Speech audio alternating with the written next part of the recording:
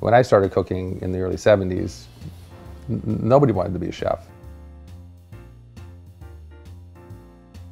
Food wasn't important for us. It wasn't important for us until Jackie Kennedy, brought Rene Verdon into the White House.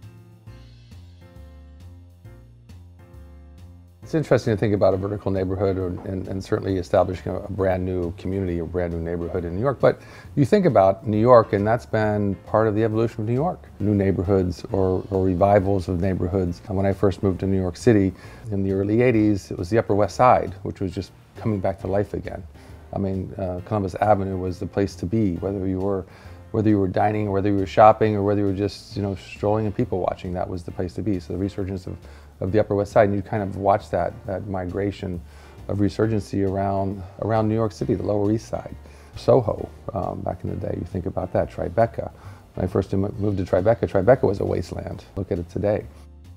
This was certainly a very ambitious project to cover the railway yards behind Penn Station. Communities are about people, and making sure that there is the infrastructure to support that. And certainly the restaurants are a big part of that, making sure that there is that diversity in restaurants in any community, this one being a very large one, where people have the opportunity to dine, breakfast, lunch, and dinner, snacks in between, at any price range, where people have the opportunity to really come in and relax. Restaurants shouldn't be about politics. They really should be about a place of refuge where we can actually find that solace and comfort and nourish ourselves. Tack room is really casual dining. We have to remember that.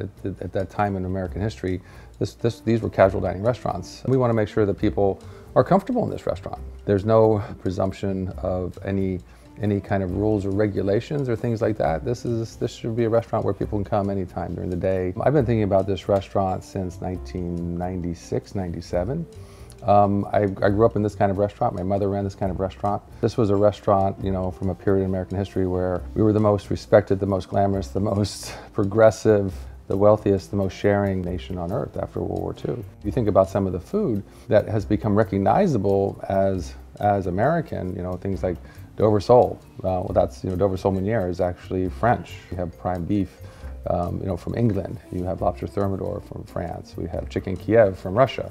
So you think about these dishes which, are very recognizable in America, and there's a sense of comfort with them because we have reference points to them. We've had them before. So those are the things that we really focus on in establishing a true nod to history, and that's what we want to be.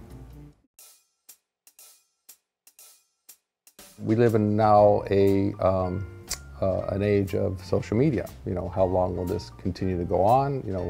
What's going to be the evolution of social media? Well, anybody can be a blogger. Anybody can be on Yelp. These things. You come into a restaurant, you take a picture, you post it.